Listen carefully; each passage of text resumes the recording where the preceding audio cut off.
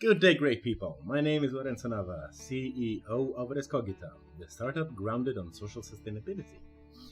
And on this episode of the Sustainability podcast series, we are going to follow up on our first talk about democracy and sustainability.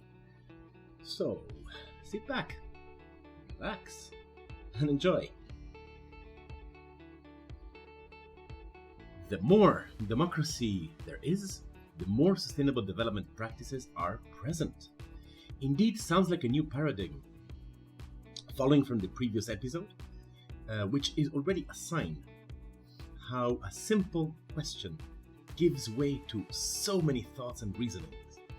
Whether, or rather, how, this system can be the best one to ensure a sustainable future, and how it can be applied as a value and attitude across society sectors. We have seen the drawback of democratic practices today in short-term focus of planning and active over electoral cycles, or still focusing on the dogmatic GDP growth as indicator of success. And definitely it is not what we need right now. Life and survival demand big change, a long-term perspective. Demography, global warming, climate crisis, decrease of resources, just to name a few, cannot be dealt with that type of thinking that does not go further than an electoral mandate. However, democracy is an ever-evolving system. The democracy we have today is very different from the one from 200 years ago, and radically different from its first Athenian tryout. This system always wants to give more.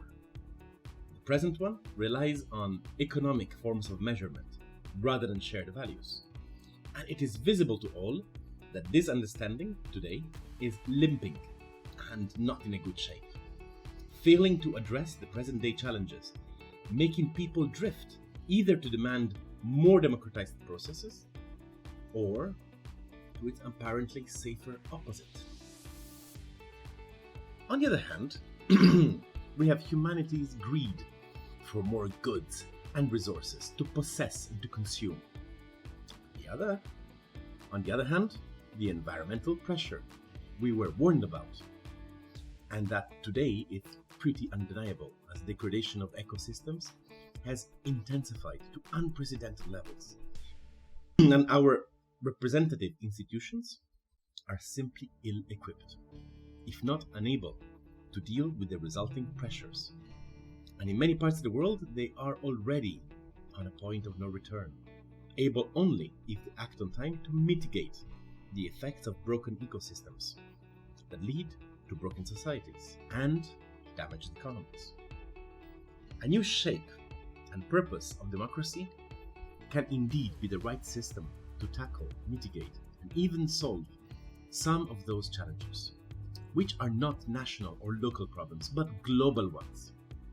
And if only the majority of humanity could have a way to express enough is enough, and to do so, there is a need for the local communities to act locally while having the global in mind.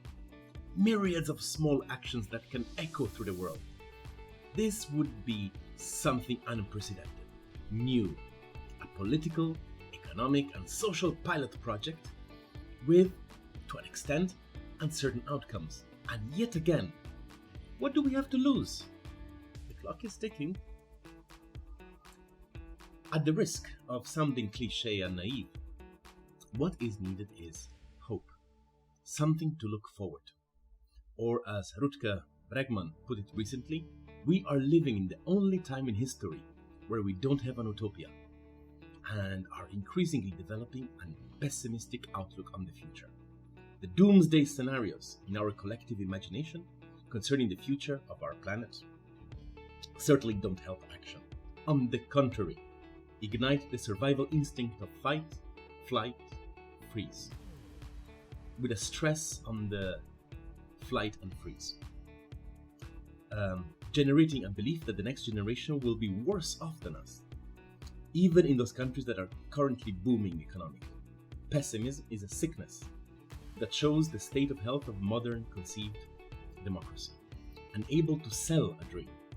And there is no system B, just delusional returns to an imaginary past golden age of perceived safety and very limited freedoms. This is an opportunity to renovate, to renew.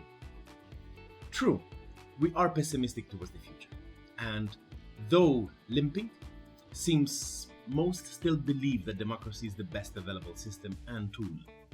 So there are grounds to work on, and it can be the one to address the environmental, social, and economic challenges we are living through. By sharing ideas, try out solutions, fall fast, and just as fast, try the next and next, improving it constantly, just as we have been improving our democratic practices since its birth. Today's reality is different from the one of Athens before Christ, or of the French and American revolutions, and as very different from the global bloc division following the Second World War. This is a brand new reality and demands adaptation. True that some undemocratic states are also tackling sustainability by merely focusing on the economic and environmental, willfully forgetting its social aspect, thus leading to a hampered, inefficient, and short-sighted path to solving global problems, as all three pillars are necessary to ensure to halt the present destructive processes and ensure that just as good a future to generations to come. Democracy, rule of law, good governance, and an enabling environment. This is the base for sustainable development. And sustainable development without social sustainable development will just make the whole structure crumble on itself eventually. The right system to tackle unsustainability and its life-threatening risks is democracy.